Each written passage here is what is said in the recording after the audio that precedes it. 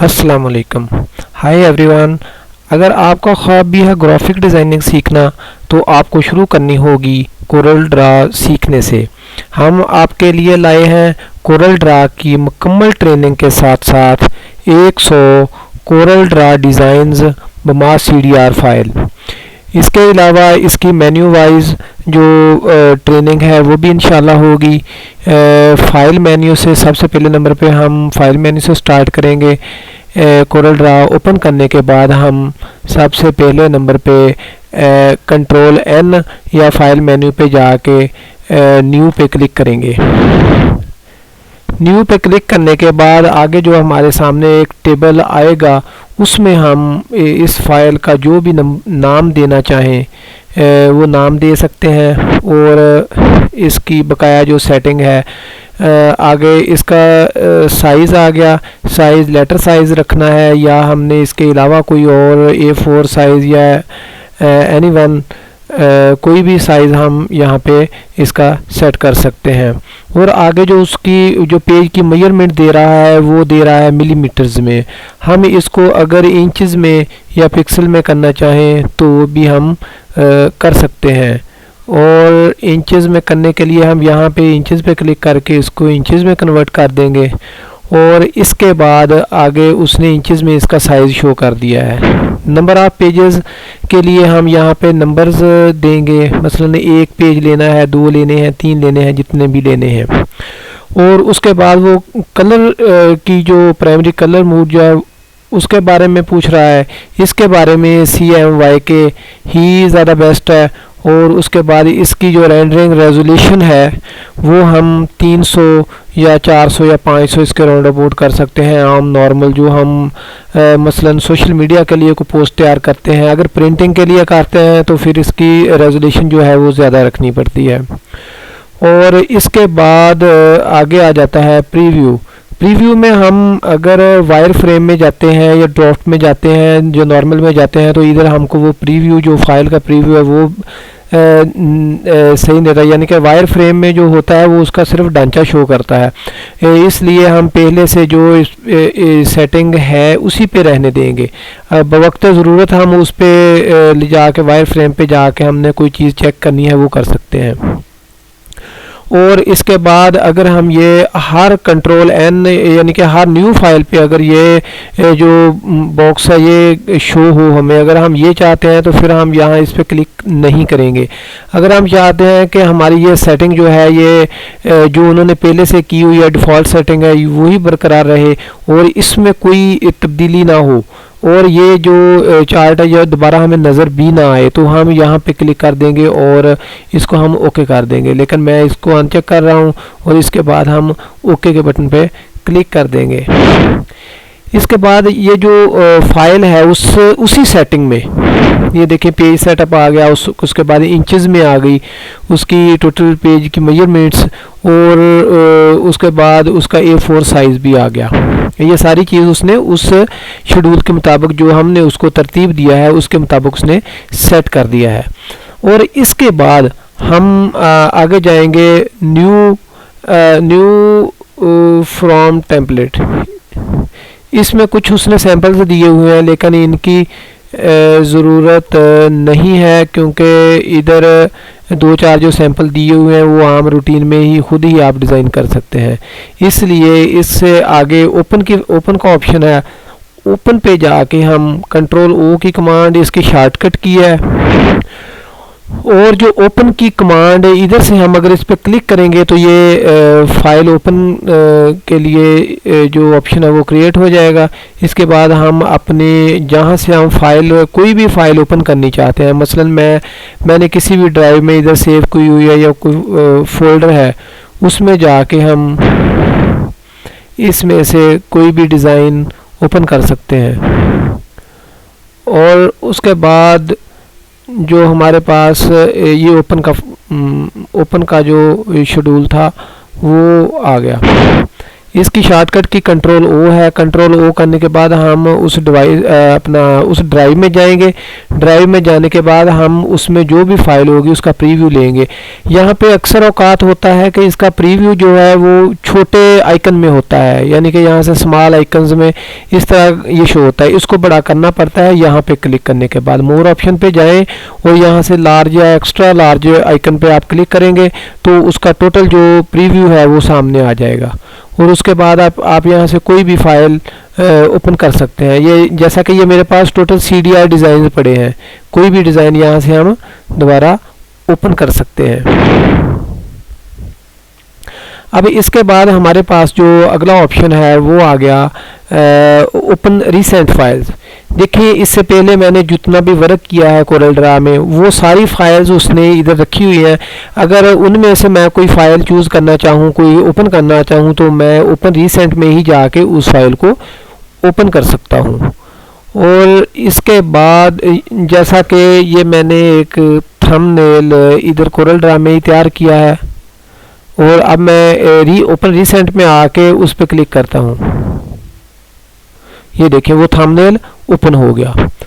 और इसके बाद ओपन के बाद क्लोज का ऑप्शन है। क्लोज पे क्लिक करेंगे तो ये फाइल जो ओपन की हुई है ये क्लोज हो जाएगी। और उसके बाद जो अगला ऑप्शन है वो क्लोज ऑल का है। क्लोज ऑल पे क्लिक करने के बाद कोरल ड्रा में जितनी फाइल्स ओपन है सारी फाइल्स क्लोज हो जाएंगी। और आगे है सेव एज का ऑप्शन। सेव एज का ऑप्शन जो है ये बहुत ज़्यादा कोरल ड्रा में बहुत ज़्यादा इस्तेमाल होता है। उसकी वजह है कि हमने ये एक डिज़ाइन तैयार कर लिया, इसके बाद इससे रिलेटेड कोई और डिज़ाइन तैयार करना है तो हम इस फाइल को सेव एज करेंगे। सेव एज करने के बाद ये फाइल हमारी इसी तरह कायम रह जाएगी। और न्यू जो फाइल हम न्यू सेव करेंगे उसमें हम एडिटिंग करके किसी और फर्म का, किसी और दुकान का, शॉप का या जो भी डिज़ाइन तैयार करना चाहें वो हम उधर कर सकते हैं। इसकी जो शॉर्ट की है वो कंट्रोल शिफ्ट S है और Alt F के ज़रिए भी हम इसको सेव एज कर सकते हैं। सेव एज के ऑप्शन पे क्लिक किया हमने। आगे हमारे पास ड्राइव का है, किसी भी ड्राइव में किस फोल्डर में आपने सेव करना है उस फोल्डर पे क्लिक करें आगे से। और इसमें सेव एज में एक और भी ऑप्शन आता है जो कि वर्जन का है। अक्सर औकात ऐसे होता है कि हम फाइल किसी को सेंड कर रहे होते हैं, उसके पास वो वर्जन नहीं होता जो हम यूज़ कर रहे हैं। उसके अलावा उनके पास उससे कोई लोअर वर्जन होता है, मसलन कोई 9 कर रहा है, कोई 12 कर रहा है, कोई X6 कर रहा है, कोई X7 कर रहा है। इस तरह के हम यहाँ से जो वो जिस भी वर्जन में वो मांगेगा हम उसको उसमें सेव एज करके फाइल को दे सकते हैं। यहाँ पे हम क्लिक करेंगे और इसको हम सेव कर देंगे तो ये उसी वर्जन में, मतलब 11 वर्जन में मैंने सेव किया है तो ये फाइल जो है वो उस वर्जन में जाके ओपन हो सकेगी। उसके बाद हमारे पास ऑप्शन आता है जी एक्वायर इमेज। एक्वायर इमेज में जो स्कैनर होता है, स्कैनर मतलब स्कैनर में हम कोई भी चीज़ स्कैन करते हैं तो हम यहाँ से उसकी सर्च करेंगे। जब हम उधर स्कैनर साथ अटैच करेंगे तो इधर से वो इसका जो स्कैनिंग का टोटल प्रोसीजर है वो इधर से हम स्टार्ट करेंगे। उसके बाद सर्च कंटेंट है, इंपोर्ट है। इंपोर्ट की फाइल भी बहुत ज़्यादा, इंपोर्ट की जो कमांड है ये भी बहुत ज़्यादा इस्तेमाल होने वाली है। इसकी जो शॉर्टकट की है वो कंट्रोल I है। और इंपोर्ट में हम क्या करेंगे कि हमने इसी डिज़ाइन पे हमने कोई और मज़ीद इजाफा करना है, कोई चीज़ लगानी है जो पहले से हमारे सिस्टम में मौजूद पड़ी है, हमारी मेमोरी में मौजूद है, तो हम उसको इधर इंपोर्ट करके लेके आएंगे। उसके लिए हम जब इंपोर्ट पे क्लिक करेंगे तो हमारे पास ये जो उसका जो ड्राइव है, जो फोल्डर है वो शो हो जाएगा। हम किसी भी, अगर F में पड़ी है मेरे पास, किसी भी और फोल्डर में पड़ी है, मैं उसको इंपोर्ट करना चाहता हूँ, मैं उस ड्राइव पे जाऊँगा और उस फोल्डर पे जाऊँगा। फोल्डर पे जाने के बाद मैं उस पर क्लिक करूँगा। क्लिक करने के बाद मैं इंपोर्ट के ऑप्शन पे आऊँगा। जब मैं इंपोर्ट करूँगा तो वो फाइल इधर इसी फाइल में इंपोर्ट हो जाएगी। अब हम इसको कहीं भी लगा सकते हैं। मसलन इसी डिज़ाइन पे हमने छोटा या बड़ा करके लगाना है, वो हम इसको कहीं भी फिट कर सकते हैं। उसके बाद एक्सपोर्ट का ऑप्शन है। एक्सपोर्ट पे जाके हम एक्सपोर्ट कंट्रोल ई इसकी शॉर्टकट की है, और एक्सपोर्ट से बहुत ज़्यादा काम लिया जाता है, क्योंकि जब हम इसको किसी भी हम इस CDR फाइल से निकलने के लिए, यानी कि इसमें किसी भी और फॉर्मेट में हम एक्सपोर्ट करना चाहते हैं, मतलब JPG है, बिटमैप है, या अदर CMX है, या कोई भी फॉर्मेट, ये देखिए इतने सारे फॉर्मेट्स आपके सामने ओपन हुए हैं, इन सब में किसी में भी हम इसको सेव एज कर सकते हैं।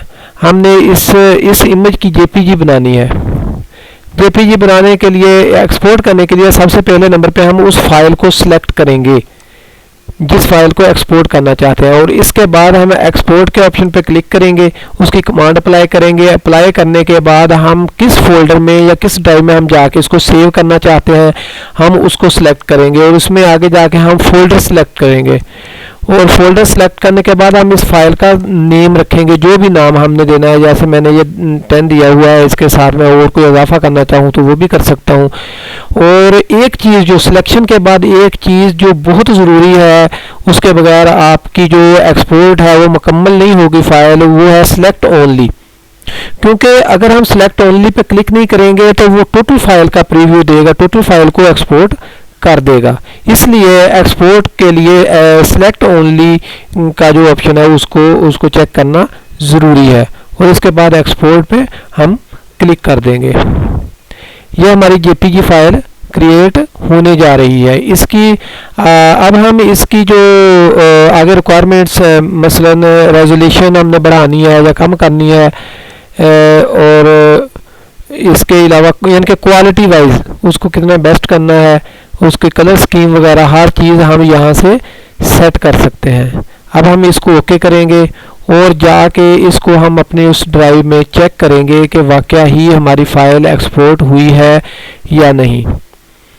उसके लिए हमने लोकल इमेजेस का इंतखाब किया था,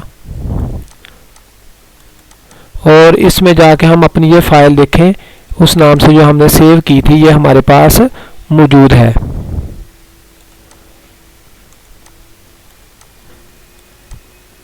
एक्सपोर्ट के बाद सेंड टू का ऑप्शन आता है। इस फाइल को हम अगर ब्लूटूथ डिवाइस या कंप्रेसिव या डेस्कटॉप या कहीं भी हम यहाँ से सेंड करना चाहें तो वो हम इसी से आगे सेंड कर सकते हैं। यह था हमारा आज का पहला लेक्चर, और इसके बाद इंशाल्लाह आगे हम इसी फाइल मेन्यू में जो बकाया ऑप्शंस रहते हैं अगली वीडियो में इंशाल्लाह हम उसके बारे में आपको सिखाएंगे। तब तक के लिए अल्लाह हाफिज़।